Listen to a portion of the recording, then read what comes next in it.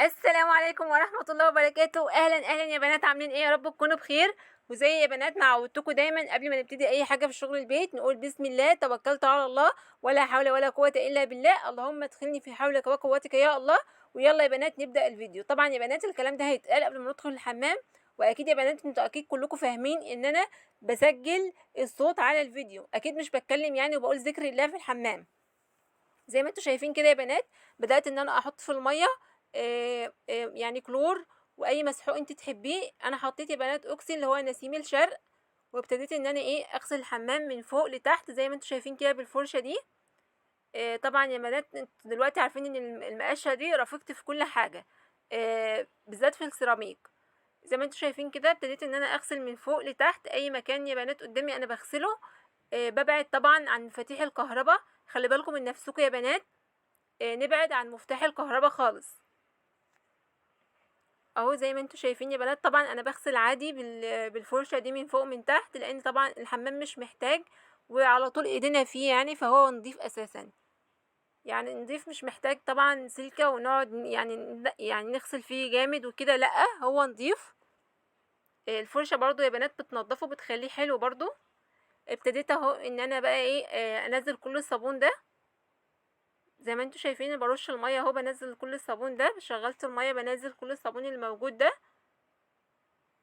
زي ما انتوا شايفين كده يا بنات، ما تنسوش الاشتراك في القناة وتفعيل الجرس عشان يوصلك كل جديد هنزله ان شاء الله. بدأت من فوق كده بعد ما خلصت خلاص يعني المية وكده، رشيت المية وكده، ابتديت ان انا اعمل السخان عشان لو جه على مية ولا حاجة برضو انشفه، وبرضو طبعا انا بنضفه يا بنات من اي تراب او اي حاجة اجت عليه. ودخلت بعد كده بقى على نزلت يعني في نفس المكان كده يا بنات، نزلت لتحت شوية بدأت بان انا اعمل الشباك زي ما انتوا شايفين كده، نضفته كويس قوي. وهنا يا بنات بقى هتحصل كارثة بجد ما كنتش اتوقعها، بس قدر الله ما شاء فعل، حصل خير. الفون دلوقتي يا بنات وانا بشتغل كده يعني خبطت الستاند وقام واقع في قلب المية. هتشوفوا دلوقتي الفون بتاعي هيقع في المية، في الطبق يا بنات اللي انا حاطه فيه المية والكلور والحاجات دي، بس الحمد لله انا لحقته. اهو يا بنات التليفون وقع زي ما انتوا شايفين كده، انا لحقت يعني وجبته بسرعة الحمد لله. هو يعني فضل عطلان شوية ولكن بعد كده اشتغل. كنت خايفة جدا عشان عليه حاجات طبعا كتير انا بحتاجها، وحاجات ما كنتش عاملينها نسخ ولا حاجة، فقدر الله ما شاء فعل الحمد لله يا رب ان هي جت على قد كده يعني. وبعدين عادي خلاص يا بنات صلحته واشتغل، ورجعت تاني برضو الحمام اكمل معاكم الفيديو. بدأت ان انا اغسل كل الخلاطات يا بنات بسلكة ناعمة. السلكة الناعمة دي طبعا مش بتجرحه وبتنضفه كويس وبتخليه يلمع، فانا بغسلها بسلكة ناعمة يا بنات. دلوقتي هتشوفوا الخلاط عامل ازاي. طبعا كل مكان يا بنات في الدش انا بغسله كويس زي ما انتوا شايفين، حتى اللي هو اللي انا كنت ماسكاه في ايدي كنت غسلته يعني، وببتدي ان انا يعني اشيل من عليه الصابون. دخلت بعد كده يا بنات الجنب اللي هو فيه الحوض بقى. زي ما انتوا شايفين برضو يا بنات انا مشيت جنب جنب، بدأت طبعا من الحيطة اللي هي في الوش، وبعدين الجنب التاني، وبعدين الجنب يعني جنب جنب يا بنات زي ما انتوا شايفين كده. بغسل الرف ده من فوق ومن تحت، الرف بتاع اللي انا بحط عليه الشامبوهات شاور الحاجات بتاعتنا دي. بغسله يا بنات من فوق لتحت كده، يعني من فوق ومن تحت، علشان طبعا بينزل صابون او اي حاجه فما بيبقاش يعني ما بيبقاش نظيف من تحت، فخلي بالكم يا بنات قوي. اهو زي ما انتوا شايفين طبعا الحوض بغسله كويس جدا. الحيط السيراميك اللي جنب الحوض غسلته، كل حاجه غسلتها، حتى الحوض من تحت غسلته كويس جدا. وبرضو الخلاطات اللي تحت الحوض يا بنات ما تنسوهاش اغسلوها، خلوا كل حاجه يا بنات في الحمام بتلمع. عينك لما تيجي على اي حاجه كده نظيفه تقولي يعني تقولي معقوله انا نظفت كده، معقوله يعني النظافه يعني بجد بجد بتبقى بتفرق جدا، وبتحس ان انتي نظيفه كده ومرتاحه نفسيا لما بتشوفي الحاجه قدامك نظيفه. ابتديت برضو ان انا شغلت الميه كده، وابتديت ان انا انزل الصابون كله اللي موجود زي ما انتوا شايفين كده يا بنات. ما تنسوش طبعا تصلوا على النبي وانتوا بتتفرجوا على الفيديو، وتستغفروا كتير. ان شاء الله يا بنات كل اموركم تتسهل باذن الله. برضو الجنب يا بنات ده اللي هو فيه الحوض ابتديت برضو ان انا اغسل الخلاطات كده زي ما انتوا شايفين.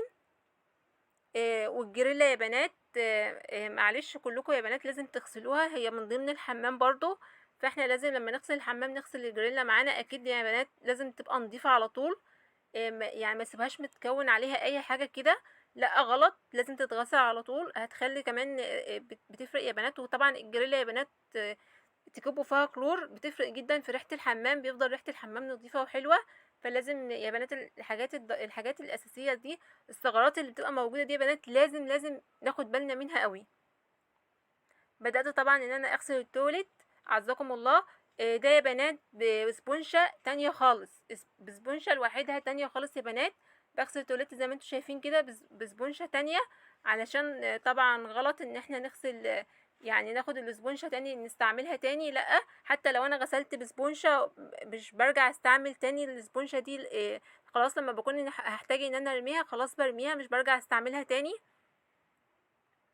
اهو زي ما انتوا شايفين ابتديت طبعا ان انا يعني اغسل التواليت كويس من جوه من بره. طبعا يا بنات مفيش اي حاجه، ده الطبيعي اللي احنا بنعمله في كل البيوت. فلازم عشان انتي تبقي نظيفه وكده، لازم الحاجات دي يا بنات اساسيه ان انت تعمليها في البيت. طبعا عندنا اولاد وبيدخلوا الحمام وممكن الاطفال يمسكوا اي حاجه بايديهم، طب يحطوا ايدهم هنا، طب يحطوا ايدهم هنا. لازم يا بنات تبقى واخدين بالنا ان كل حاجه في الحمام تبقى نظيفه ومتعقمه كويس. انا حاطه كلور في الميه، بحط كلور في القعده، بحط كلور في كل حاجه. الحمام يا بنات لازم يتعقم كويس جدا. حتى شايفين الفرشه بتاعت التواليت انا حطيت فيها كلور وزودتها ميه وبسيبها تتعقم في الكلور بتاعها، يعني بحسبها احطها في الكلور تتعقم. برضو الاسبونجة اللي انا غسلت بيها التولت هغسل بيها التولت بس، وما عندش اغسل بيها حاجه تاني. وبرضو بسيبها بحطها كده في علبه وبحط عليها كلور وميه وبسيبها تتعقم. كل حاجه يا بنات تتعقم كده في الحمام، لان احنا عندنا اطفال ولنفسنا برضو. زي ما انتوا شايفين كل حاجه بقت زي الفل. ازاي ابتديت برضو ان انا الارض بالفرشه يعني بقيت الميه اللي في قلب الطبق انا كبيتها في الارض. وطبعا بغسل الارض كويس جدا، السيراميك بكل مكان ورا التولت ويعني كل مكان يا بنات يتغسل كويس جدا. كل حته في يعني حتى جنب الحوض ورا الحوض كل مكان نغسله كويس جدا. هتشوفوا دلوقتي معايا كل حاجه انا بغسلها ازاي. ما تنسيش تحت يا بنات تحت الفيديو تنسي تعملي لي اللايك وتكتبي لي تعليق عشان ادخل ارحب بيكم. شجعوني يا بنات ودعموني واكتبوا لي تعليقات. بفرح جدا لما بيجي لي تعليق، وطبعا هدخل ارد عليكم. اي حد عايز يسالني على اي حاجه طبعا هدخل ارد عليكم يا بنات. فنوروني كده يا بنات واكتبوا لي تعليقات، اكتبوا لي تحت الفيديو تعليق. ابتديت طبعا ان انا اغسل الارض كلها من الصابون، اي صابون موجود بقى ابتديت ان انا خلاص اشيله زي ما انتوا شايفين كده. مفيش اسهل والله يا بنات من كده. لو انت مشيتي خطوه خطوه ممكن تكتبي في ورقه يعني في كراسه، ممكن ان انت يعني تشتغلوا خطوه بخطوه، هتفرق معاكم جدا. فكري قبل ما تشتغلي، يعني تفكري تقولي مثلا تقفي قدام الحمام كده تقولي انا هعمل مثلا الجنب ده وبعدين الجنب ده وبعدين هعمل الحاجه دي وبعدين هعمل الحاجه دي. هتفرق معاكي جدا. البنات اللي لسه متجوزه جديد ومش بتعرف حاجات كتير في شغل البيت، فكري قبل ما تشتغلي، مش تدخلي تشتغلي وخلاص وعلى طول واي حاجه وتنسي حاجات. لا، انا لما اخلص الجنب ده واخلص الجنب ده واخلص الجنب ده مش هسيب اي حاجه فيه، هيبقى نضيف. ففكروا يا بنات قبل ما تشتغلوا. برضو ابتديت ان انا امسح الحمام كويس جدا عشان طبعا لما اجي احط المفارش بتاعه الارض يعني تبقى الحمام ناشف ونضيف. وطبعا يا بنات انا ما نسيتش الباب من ضمن من اي حاجه يا بنات في الحمام كلها تتعمل. فالباب انا منسيتوش، باب الحمام طبعا لازم ان انا المعه كده واخليه زي الفل في الاخر خالص يا بنات عشان بيجي عليه ميه، فانا قلت انا اشوفه في الاخر خالص زي ما انتوا شايفين كده. وخلاص يا بنات انا خلصت الحمام زي ما انتوا شايفين ما شاء الله ولا قوه الا بالله. بوريكم كل حاجه، بوريكم الخلاطات. شايفين يا بنات الخلاطات بتلمع ازاي. انا اللي عامله الستاره دي يا بنات. فرحت جدا لما عملتها وطلع شكلها جميل جدا وشيك جدا. كل حاجه يا بنات حتى السخان شايفين بيلمع ازاي، المفاتيح بتاعه الكهرباء، السيراميك، الارض، كل حاجه كل حاجه شايفاها يعني بتشوفي نفسك كده في السيراميك من كتر ما هو ما شاء الله بيلمع مرايه يعني. فما شاء الله كل حاجه زي الفل. الحوض بيلمع ازاي، بتحسي براحة نفسية، بتحسي بريحة النضافة، يعني لمّا بتكوني أنتِ منضفة المكان كده بتحسي بريحة النضافة في المكان، فقوموا يالّا اتشجعوا وخلصوا اللي وراكم، وما تنسوش يا بنات زي ما قُلت لكم الاشتراك في القناة وتفعيل الجرس عشان يوصل لكم كل جديد بإذن الله، وطبعًا تنوروني وتشرفوني وأكون ضيفة خفيفة عليكم كده وتستفادوا مني.